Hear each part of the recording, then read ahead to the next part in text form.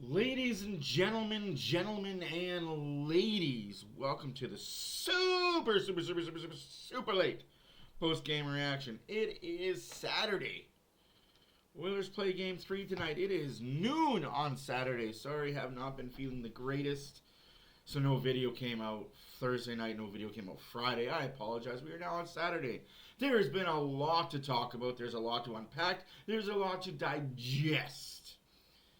We're going to get into all that. We're going to get into the wishy-washies. We're going to get into the missed calls. We're going to get into should it be a suspension? Shouldn't have been a suspension? Could it have been a suspension? It was only a fine. We will get into all that all in due time. First and foremost, never in doubt.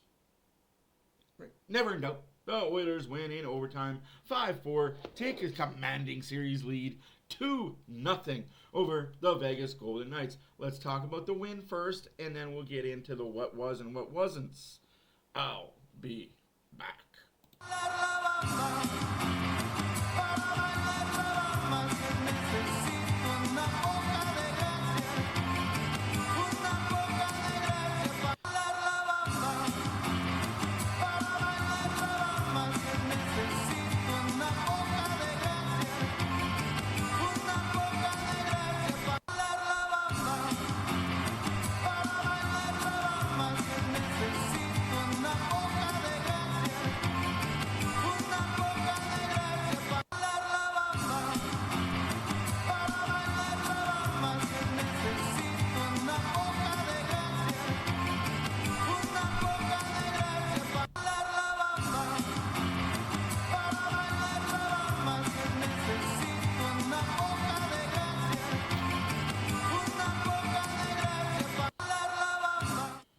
Sorry about that, folks. That was longer than I wanted to be. Okay, let's get into it. Let's get into it. We're going to get into the first period. It's usually the best place to start. Vegas starts the first period on power play. Again, the Oilers, in the first period, put themselves in a bad situation. Don't do it. Like I know I'm on here preaching, well, refs are out to get the Oilers. Refs this, refs that, refs. I am guilty of it. But what happened was not because of the refs. It was because the Oilers put themselves in a bad situation. Excuse me. Now, moving forward, they get a no goal on the power play. Yeah, that's okay. Oilers killed the penalty. Well, kinda. There was still about 1 second left in the penalty. I can't make this stuff up. Like you really can't make this stuff up. Like, even if you tried, even if you wanted to, you could not make this stuff up. There's 1 second left on the penalty. You, Adam Henrique, you have the puck on your stick. You could put the puck anywhere you want to put the puck. Anywheres. You could have put it back into your defensive zone. You could have put it a nice little chip off the wall. You could put it back in the neutral zone, just kind of flicked it back. No, you put the puck over the glass, giving your team another penalty. So now your penalty kill is down their best penalty killer, and just killed 2 minutes. Now they got to kill another 2. That's asking a lot of any team to go back-to-back penalties. Now, the first penalty was bullshit. I get that. Oilers were not happy. Sod cross-checked a player and then slashed a player and then tripped a player, and then he falls over for tripping because Friedrich trips him. And Friedrich gets the only call. I get the upset. I get the frustration. And this is when, later on in the video, I don't feel bad for Vegas fans, and I don't feel bad for the Vegas Golden Knights. I don't. I'm sorry. I'm going to be that guy. You can come at me with all your hatred and say, well, that was dangerous play. I get it. It was a missed call. Good. About damn time the Oilers get the favorable luck. I don't like the fact the player might be hurt. It wasn't intentional, but we'll move on and we'll talk about that later. So Adam Henrique takes a penalty for a puck over glass. And of course they do. Of course they do. Third shot of the game, first goal. Again, Pickard's doing the same thing Stuart Skinner did, but we're praising Pickard, as we should. As we should. Excuse me. Now, why do I say that? Because the Oilers stole this game. The Oilers didn't earn it. The Oilers didn't deserve to win this game. Calvin Pickard stole that game. He did.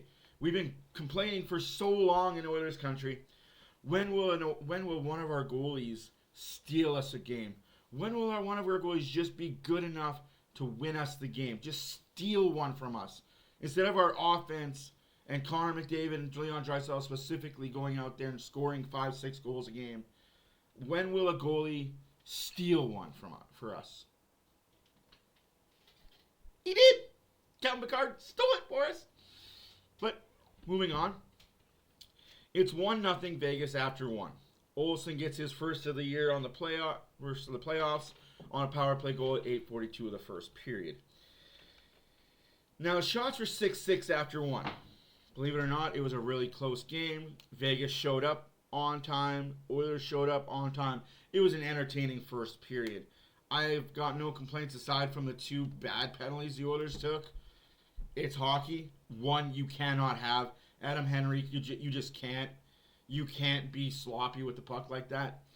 Moving on, Oilers get their first power play. And it's Nathan Waugh high-sticking Darnell Nurse. Remember the name, folks. Remember the name.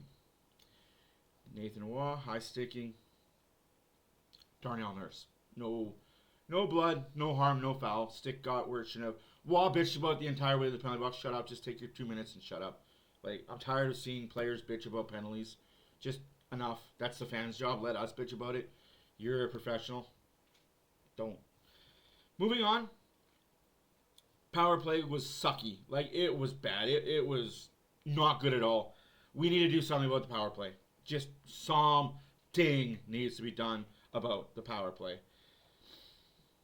That was at 2:54 of the first period. Again, Oilers had opportunities. McDavid gave the puck away about 5 times.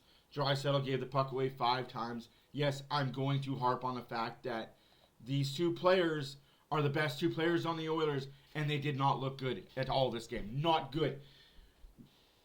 I'm going to tell you, I'm going to spit facts here, folks, and this is going to upset you guys. And for once, it's going to be Oiler fans upset with me for the first time in a long time.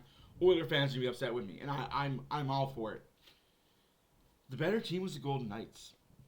For 90% of that game, the better team was the Golden Knights. Timestamp that about 8:15 of the video. Golden Knights were the better team on Thursday for Game 2. Sometimes the better team doesn't win the games, though. Any whoosies? Vegas gets their 3rd power play of the game. No goal. Their power play looked really good. It had structure. It had passing. It had shooting. It had the Oilers out of position several times. Calvin Pickard, my captain Pickard, made the saves. Saves, plural. And the defense was just better. The PK was just better than their power play. Sometimes it bees like that. Sometimes the power play is good, and sometimes the power play is shit, like the Oilers power play. The Vegas power play was good. It just the Oilers PK was just a smidge better and got that one final clear. Any whoosies? That leads to Wallman's getting his first goal. Wallman gets his first goal in the playoffs. First goal as an Oiler. Podkolzin and Arvidsson with the C assist. 1-1. Oh boy, we're celebrating. We're chanting. We're doing a little Wallman dance. We're going nuts. We got ourselves a 1-1 hockey game. Oh, but if I told you, you wouldn't believe me. At 11:31 of that second period. Remember what I told you about the penalty?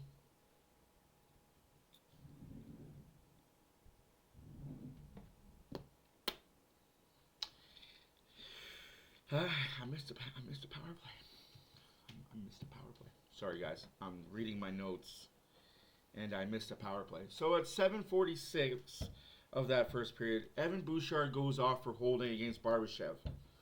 That's the good kill the Oilers had. I missed the Vegas fourth penalty, power play. So in total, Vegas had, again, 4 power plays. Hey, remember what I told you for the series? Power plays are going to be too many to not enough. Anywho, Bouchard goes to the box for holding, even though it's Barbashev holding on to him. It's a whole thing. Again, Vegas fans, I don't feel bad about one missed call in overtime. You had a plethora of them. You'll go your way. And then, shortly after that, 10 minutes after that, Evander Kane gets a goaltender interference call against Aiden Hill. And this is where I'm going to start to lose my mind a little bit. Sorry, White Cloud got a coincidental rough. So it was a goalie interference and a rough, so that's why I didn't write it down. Oh yeah, that makes sense now. That makes sense as to why I didn't write that down. Okay, it was an even up call. But I'm going to get into the goalie interference situation and why Vegas got lucky to get in overtime. Oilers still didn't deserve to win. Vegas was still the better team, and Pickard still stole the game, but it shouldn't have gone in overtime, and I'll explain why in the third, when I recap the third. Sorry, ADHD brain. So, at 15:44, the score is 1-1. And we're all cheering. We're all happy. We are living life on the edge. Podkolzin scores, makes it 2-1 Edmonton, assisted by Arvidsson and Klingberg. Podkolzin comes down the freaking... And this is where I want to emphasize, people. We get mad at the Edmonton Oilers, and we get mad at the Edmonton Oilers goalies. Oh, you got to make that save. Oh, you're a shit goalie. You couldn't make that save. You're not saying that about Aiden Hill. According to everybody, Aiden Hill is a top-notch elite goalie in the league. So why can't he make that save? It's not like it was Connor McDavid coming down the middle of the ice, cutting it through the middle, and sniping it on. It wasn't Hopkins that did it. It wasn't Draisaitl that did it. Hell, I'll even say it wasn't Evander Kane or Corey Perry that did it. No, it was Podkolzin that wired it by you, kid. That's a save you got to make if you're a Golden Knight fan. You need your goalie to make that save. Anywho's, it's 2-1 Edmonton, 15-18 left to go. Start the 15-18 mark, so 5 and a bit left to go in the second period.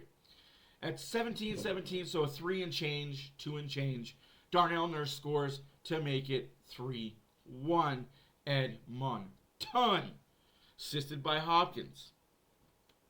Now, that's cool, that's all well and good, but a minute fucking later, William Karlsson tips in a goal, assisted for his second, assisted by Eichel and Pietrangelo. The score is 3-2. That came at 2 minutes, roughly, with change to go in the second period. Oilers are up 3-2 going into the third period. Shots in the second period were 10 for the Oilers. 10 for Vegas, 11 for the Oilers. So the Oilers picked it up. Still, too many giveaways for my liking, too many blunders, too many mistakes by our top guys. Notice how the Oilers have scored 3 goals and you're not hearing Hyman, McDavid, Bouchard, Draisaitl. You're not hearing those 4 names? Kind of scary, isn't it? Kind of scary if you're an opponent of the Edmonton Oilers and they're beating you without their top guys beating you. What was the biggest problem in Edmonton last year? Depth scoring. Oilers have no depth scoring. We had all the young guns, right, guys? We had all the McLeods. We had the Fogels. We had the Holloways. We had the Brobergs. We had Cody Ceci. We had. Depth scoring was the problem in last year's playoffs. The Oilers didn't win unless Draisaitl and McDavid put the team on their back. Not the case these playoffs. Anywho's, move along to the third period. Evander Kane scores at the 1:52 mark of the third period. It is 4-2 Edmonton. Hyman and Hopkins. This is in the bag. It's over. Play la bamba bay. Shit. Spoke too soon. The gods of gods, the hockey gods. Oilers take another penalty. Connor McDavid goes to the box for high sticking. Connor McDavid goes to the penalty box for high sticking. The guy that gets jumped on, slew-footed, slashed, tripped, hooked, water skied, interfered with, you name it, you pick it, he gets it. He's the one that gets a penalty for high sticking. Okay. Vegas, of course, scores on it.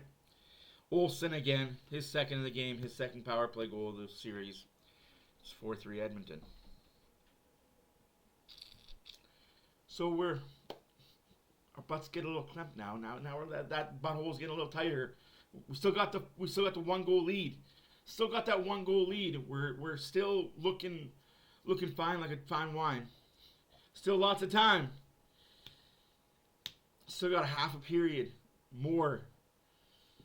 And then it happens. And this is why I don't feel bad for Vegas Golden Knight fans.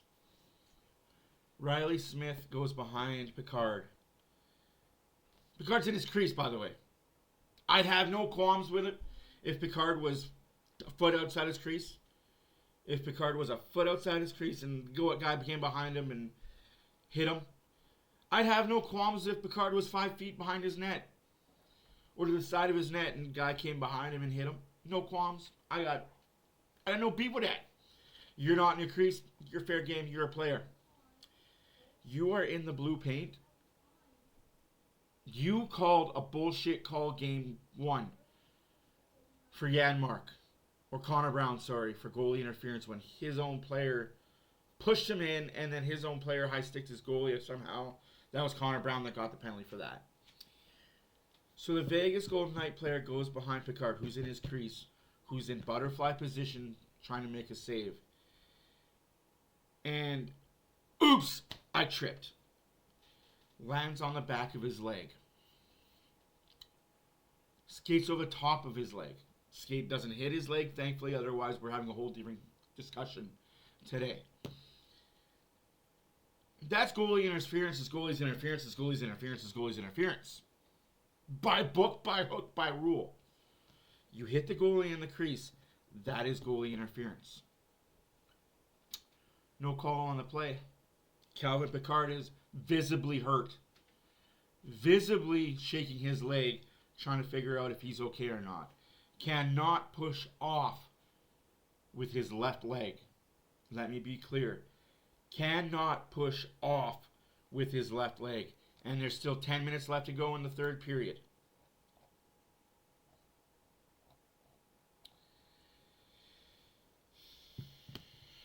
Let me be perfectly clear. There's still 10 minutes left to go in the third period. Pickard cannot push off with his left leg. Pietrangelo scores a goal 30 seconds after Pickard gets run over. We have a tie game. We're tied 4-4 going into overtime. I don't want to hear it from anybody saying that the Oilers blew a 2-goal lead in the third period. You call that penalty, and we're not talking about a suspension that should have happened that was only a fine in overtime. We're not talking about a missed trip in overtime that may have taken McCabe out into the playoffs. We're not talking about that, and yes, we're going to talk about that now that we're in overtime. This is the part of the video where we're going to get somber and we're going to get real. We're going to get real quick. In overtime, Nathan Waugh took it upon himself to cross-check Trent Friedrich in the face. Puck was gone. Even if the puck is there, never in my life do I ever have my stick, and I've played hockey my entire life. I am not the superstar of a team. I'm the grinder, go fuck yourself mucker. I'm out there to cause harm to you when I hit you. That was my role. When I played hockey, and when I played hitting hockey, now that I play in men's leagues, there's no hitting. There's contact. Don't let us fool you. There is contact and a hell of a lot of it. But there isn't actual, like, we're going to hurt hit you.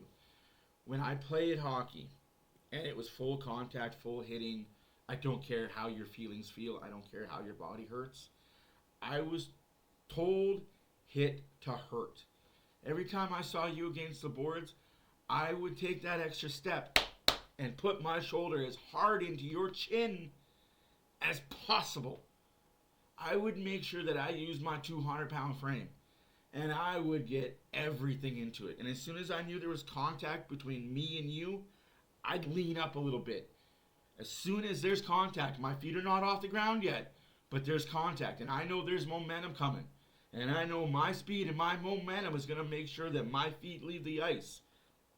I'm going to make sure my shoulder hits your chest, follows through to your chin. Every time.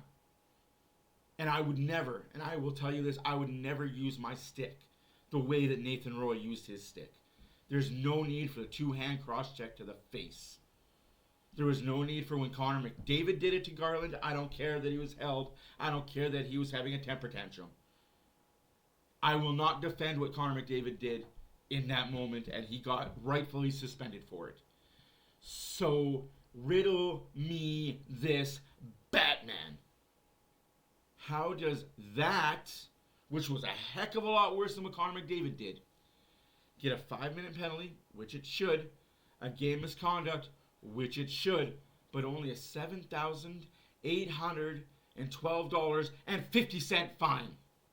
Gives me the numbers. Those are the numbers.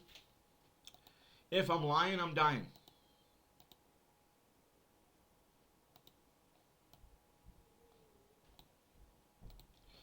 Nicholas Waugh fined $7,812.50 for cross-checking Trent Friedrich. If I'm lying, I'm dying. How is that a fine, but McDavid's is a 3-game suspension? I'm not mad that he got fined. I'm not upset that he got fined. I'm going to caveat this. Mr. Waugh, you are going to be playing in Game 3. You are going to be playing in Game 3. Right? You're in Game 3. We know this. You got fined. You just basically paid for the dental work. That's all you paid for was his dental work. Okay? You're in Game 3. If Trent Friedrich is in the lineup, I don't know the lineup yet. I haven't seen them. I don't know who's in the starting goalie for tonight's game, Game 3 tonight. I don't know if it's Stuart Skinner or Colin Pickard. But quite frankly, I don't care. Oilers are winning the series in 4. But if Trent Friedrich is in the lineup, and you are on the ice at any point in time in the first period, any point in time, and Mr. Friedrich comes up to you and says, you and I were fighting, and you say no, okay. Evander Kane comes up to you while you're on the ice, and he says, you and I were fighting, and you say no, I want you to go to your bench, and I want you to apologize to Jack Eichel. I want you to apologize to Carlson. I want you to apologize to Pietrangelo. I want you to apologize to your entire lineup, entire bench. I'm sorry I'm not fighting, and because I'm a pussy, you guys are now targeted. Because if you don't fight Evander Kane and you don't fight Trent Friedrich, I want Evander Kane, Trent Friedrich, to an extent, Henrik, Janmark, Ballman, Kulak, Nurse himself, to target every Vegas Golden Knight player to injure. To set the message, your teammate didn't fight, so now you have to. Your teammate pussied out, so now you're answering. And when the game is said and done and the game is over, whether Vegas wins or the Oilers win tonight, you go into that locker room and you talk to your boy Nathan Waugh about why he didn't want to fight. If this game escalates to where it could be, I want every Vegas Golden Knight forward that's a skilled forward to go to Nathan Waugh and say, that's on you for not dropping the gloves. Now, caveat to that, Nathan Waugh he's a man, and he takes his comeuppance. He gets into a fight. He says, all right, I did the thing last game. I should have been suspended. I got away with it. Time to pay the toll. Time to pay the piper. The bell tolls. It's time to go. It's squashed. It's done. One fight and it's over. That's all it takes is you fighting one time. And the rest of your teammates won't feel the wrath of what the Oilers will do. Anywho's, we move along. And this is where I want to show you guys a video and talk about it. The Oilers did not score on the 5-minute power play. They didn't. It wasn't good. Their 5-minute power play was garbage. No excuses for it. Just bad. And then it happened. Arvidsson got his stick caught in McNabb's leg. There was no push. Okay, let me be very, very clear on this. There was no push with the stick. There was no slew foot. There was no can opener. There was no push in the back. It was his stick was in front of his foot, and he just stepped the wrong way. The way McNabb fell is he looked like he was taking a stride. I have video, and I'm going to show you the video, and you tell me. But to me, it looked like he was trying to take a stride, lost his balance, went awkwardly into the boards. I feel for McNabb, I do. But for all the Vegas Golden Knights knuckleheads out there that say that's a dirty play and Arvidsson's a dirty player, I guess you forget that on the power play for the Oilers of that 5-minute power play, Stone was laying on top of McDavid for a minute. And Stone or another one of their players, I can't remember the other player that was on their PK, grabbed Draisaitl and held him against the boards for another 30 seconds. Puck was nowhere near them, but bear hugged him against the boards. Refs looking at it with no call on the play. And the goalie interference that wasn't called. All those things add up to what happened. Could have been all avoided. This isn't bad. You hate to see these kinds of injuries. McNabb went down right away. It looked like he jammed his arm or wrist. Now I want to slow that down. So when you first see it, this isn't bad. You hate to see these. It looks bad. That looks kinds bad. Of injuries. But here it is. Here, he puts his stick where he shouldn't put his stick. Absolutely, don't put your stick where you wouldn't put your dick. That's my saying. That's what I say. Now here's his hand here. McNabb went down right away. See, there's no push. It looked like There's no he didn't push.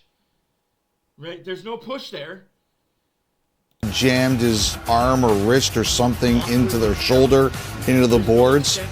Edmonton very fortunate they weren't penalized. You have to say if this isn't bad. You hate to see these kinds of injuries.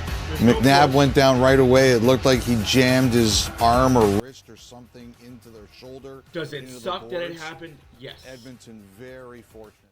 Absolutely. That is the worst case scenario that you have that. And of course, a minute or 2 minutes after that, Perry makes a beautiful, beautiful move and a beautiful play to McDavid. McDavid goes Mach 100. We're still looking for Jack Eichel's jockstrap. We're Saturday afternoon. We still don't know where his jockstrap is. I'm joking about it, honestly, but that jockstrap is somewhere between here and I-95. Somewhere on the Vegas Strip. Eichel gets juked out of his mind. McDavid backdoor to Draisaitl. Draisaitl pushes up on his joystick. If you play NHL 25 and you're that plugged player like me, yes, me, I sit backdoor. I let the teammates do the dangling. I have one guy on my team that'll dangle through you. He will go through 4 guys, and I will stand backdoor and just push up on my joystick. That's essentially what Draisaitl did when he scored the goal. He pushed up on his joystick and scored the goal. He takes no credit for it. That is McDavo all day, every day. Oilers win 5-4 in OT. It was not pretty. It is their 6th straight comeback, even though they had a 2-goal lead in the 3rd period. I will leave you with this. Calvin Pickard stole one for the Edmonton Oilers. The Edmonton Oilers goalie stole one for the Edmonton Oilers. I've been told Pickard did not practice this morning. Stuart Skinner was in the starter's net. Olivier Rodrigue was in the backup net. I have been informed it was precautionary reasons. Could be mind games. Could be because Pickard's not available. I don't know.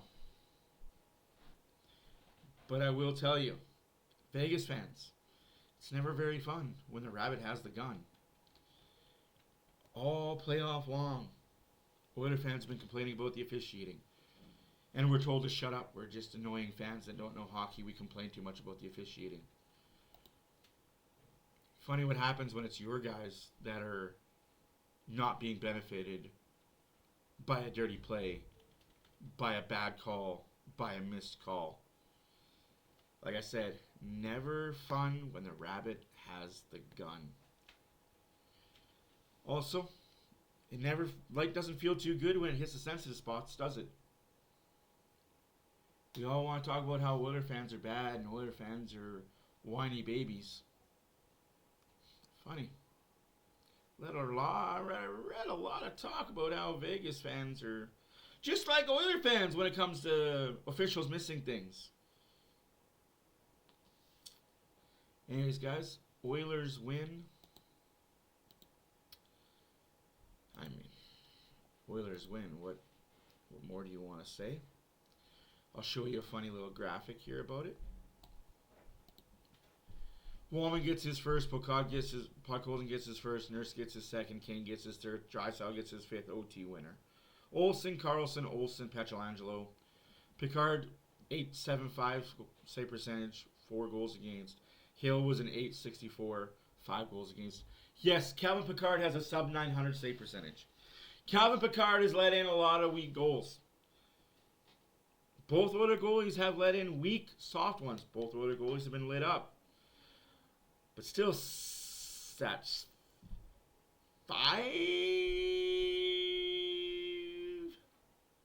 6 in a row for Calvin Pickard.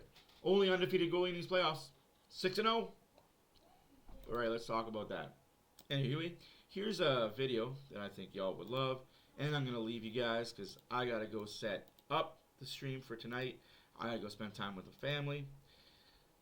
Saturday. Enjoy your Saturday, folks. Go outside, have fun. It's now 1 o'clock in the afternoon. Here's a quick little video for you. Hopefully you guys laugh. Enjoy the rest of your Saturday. I will see you tonight, 7 o'clock, Game 3, Oilers, Vegas. Let's go.